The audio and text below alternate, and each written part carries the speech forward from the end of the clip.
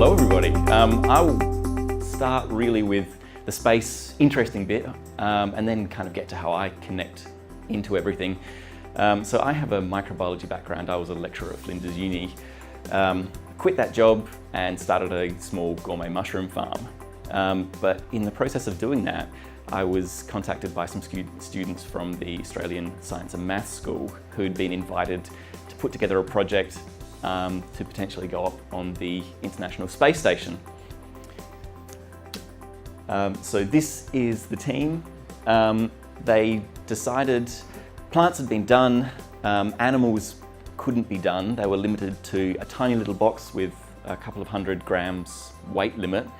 They decided they wanted to grow medicinal mushrooms in space, and they decided they would ask the Australian expert, whoever that was, to grow mushrooms. And it turns out there are no real mushroom experts in Australia. There's not a lot of people who look at Australian native fungi, growing bizarre fungi, that kind of thing.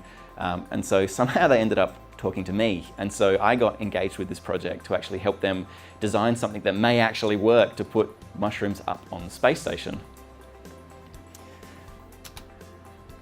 So there's not a lot known about growing mushrooms in space, probably unsurprisingly. No one's really looked at it extensively before, and they particularly decided they wanted to grow a type of bracket fungi called Ganoderma. It's a Chinese medicinal herbal medicine mushroom. They thought that maybe it could be of use in terms of immunity boosting to the astronauts up there, but also it's just an interesting project because we don't really know what the mushroom's going to do. We don't know whether the gravity, the microgravity, is going to change the way it works. We don't know whether the actual bombardment from radiation and that kind of thing is going to completely kill it. We don't know a lot of stuff about it. And so they decided, well, that's what we're going to do. How are we going to grow mushrooms in a teeny tiny little box? So they got me on board. They got some mushroom cultures. They decided they would 3D print a box with all their sensors in it and see if they could actually get this thing to work. They are ridiculously smart. Like, I was at times having to work to keep up with them when they were saying, oh, we've got Jordan's doing the coding for the sensors, so that'll go in now. And he started explaining it, and I was like, no, that's yours. I don't, I just grow the mushrooms. That is entirely your thing, and like, you're amazing. And they each had their own skills in their own area. So they got up to speed with the microbiology. They hooked all these sensors into this thing. They were invited to present at the IAC, the conference is just here recently, and they did an amazing job talking to all these. They were blown away with the interest they had from all these gigantic international companies coming over and saying, tell me about what you're doing. So they did an enormous amount of work. They would constantly be bouncing ideas off of me of how could we make this work, and there was a lot of I don't knows, like no one's ever done this before. So they read constantly. They got really creative. They got their hands dirty.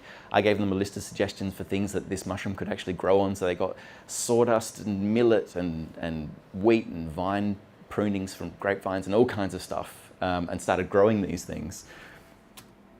They got me and some other experts involved.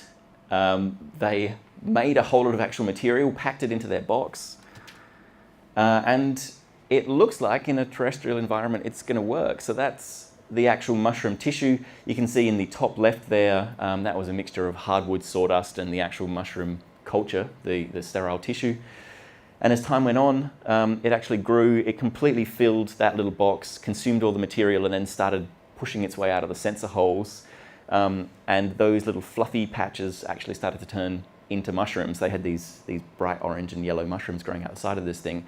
So in theory, it works. They can put this thing together. They're building the next prototype now with all the sensors in place to actually see if they can measure everything on Earth before they send this thing up. They've put an enormous amount of thought into it. With the weight limit they've got, they've really crammed in everything in terms of the stuff that they want to measure. But at a certain point, it's a real I don't know kind of venture. So they've just reached the limits of what they can guess at. And now they're just hoping that they get invited to actually send this thing up. So there's a lot that we don't know and not a lot that they would love to know. I am really interested in this project for lots of reasons, because I will start talking about myself now in a really gratuitous way, but hopefully it works together.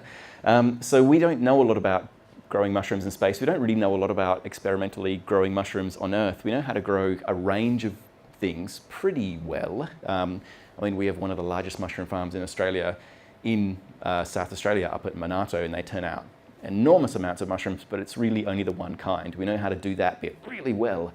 But if you were to go out to a forest somewhere, say an Australian native forest, and pick a mushroom, chances are it's not even been named, let alone studied. We just don't know. So that's where I kind of fit in. I was a lecturer at Flinders Uni. I had a background in microbiology and public health. I taught environmental health officers and microbial ecology and medical microbiology and all that kind of thing, as well as looking at alternative treatments for wastewater. So using algae to remove pathogens and nitrogen and other stuff from wastewater. I ended up quitting that job. I wrote a business plan, got a small grant, started a mushroom farm, converted my garage, built a lab in my house. I have my own laminar flow for those of you that are excited by that kind of thing, and now have started selling mushrooms. I just started selling mushrooms in September, and I primarily sell at the Wollonga Farmers Market, but I'm just starting to sell to restaurants and wineries around the place. So the idea, and the bit that excited me, and the bit that kind of links into the space stuff, is to use as many reclaimed, recycled, low-value waste streams as possible, because the kinds of mushrooms I'm growing are all the things that eat plant leftovers, woody materials, sawdust, leaves, coffee grounds, shredded paper, old jeans and cotton shirts if you wanted, almond shells, anything that was a plant. These things break it down, consume it, turn it into much more simple compounds and make mushrooms out of it, which is kind of attractive from a waste management point of view, because wood doesn't really break down particularly well on its own. If you have a piece of wood sitting around, it's not really going to break down until fungi and some other stuff come along and do that job. So if you were going to, say, grow crops in space and you didn't have the microbial understanding of how to actually turn those woody, cellulose, lignin-rich materials back into usable materials, you'll end up with a gigantic volume of unusable plant materials that you can't turn back into usable anything, whether it's hydroponic or grown in the soil or whatever. So I think these organisms are really interesting. I'm supported by Wollonga Farmers Market and Adelaide and Mount Lofty Ranges Natural Resource Management Board put in some money to actually start this thing. This is the kind of mushroom you're probably all familiar with, Garricus bisporus. That's your regular button mushroom. If you have ever bought Swiss brown or portobello or flatcap or button mushroom or any of those things, they're all actually the same thing. They're just this guy, generally at different growth stages or very slightly different cultivars, but it's all the same thing. I grow some different stuff. So I grow a thing called an oyster mushroom, so pleurotus. That's this guy here. That's me holding some of my mushrooms. They come in various colors, so blues and pinks is what I have at the moment. There's also white and a range of other different things. Lion's mane mushroom, which doesn't even look like a mushroom. We have some Australian native versions of that. This is a culture that was sent to me by a friend, but if you go down to Tasmania in winter, you'll see these guys on trees. Shiitake, which is one of the quintessential Asian varieties. That's the photo there on your right is growing on a whole lot of sugarcane mulch that I've taken, processed, and then started growing this thing on. But it need not just be that. There's a massive amount of stuff done pretty well when people grow this the world over. They pick a waste material that is available in their area and then use that. So banana leaves, like I said before, coffee grounds, shredded paper, whatever you want really. If it was plant material, these things can chew it apart, break it down, turn it into mushrooms, and then have something at the end of it that's way more microbially digestible. I'm going to do some really quick chemistry here to show you what I mean, but it's interesting if, once again, you're into that kind of thing.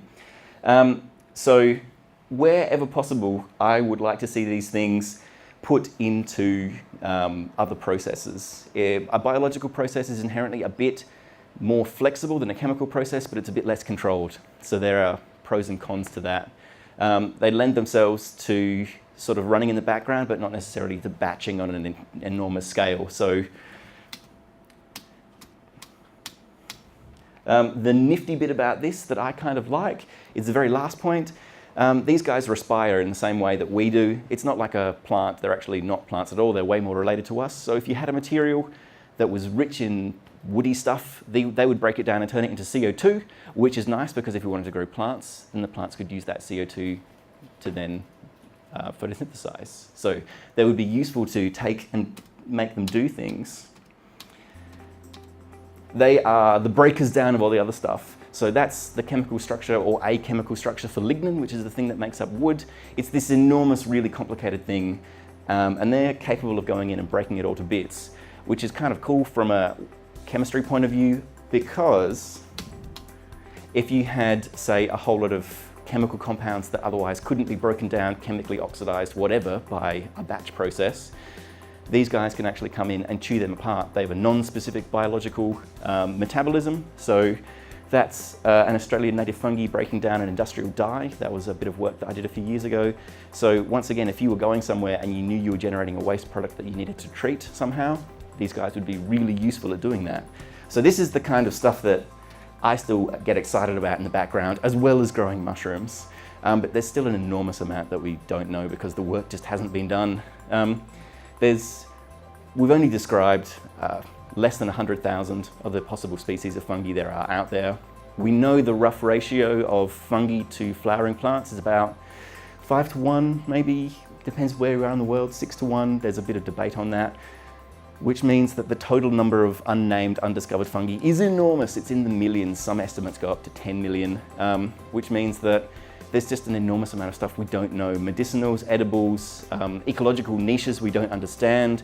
If you've ever gone to a Trees for Life site that hasn't quite worked, they've planted all these trees and they just haven't come along, it's very likely because there's fungal partners that need to grow with those trees that just have been taken out and haven't gone back in there. And that restoration will just never work because we don't understand how that works at this point. So there's still a lot of work to be done. I would like to do that at some point. I'd like to start getting to some more innovative stuff as well as growing delicious mushrooms to eat, but we'll see how we go. So that's kind of the whirlwind tour of mushrooms in space and what I do. Please come and talk to me if you have an interest in any of those things. I'd be happy to chew your ear off about fungi anytime. Thank you very much.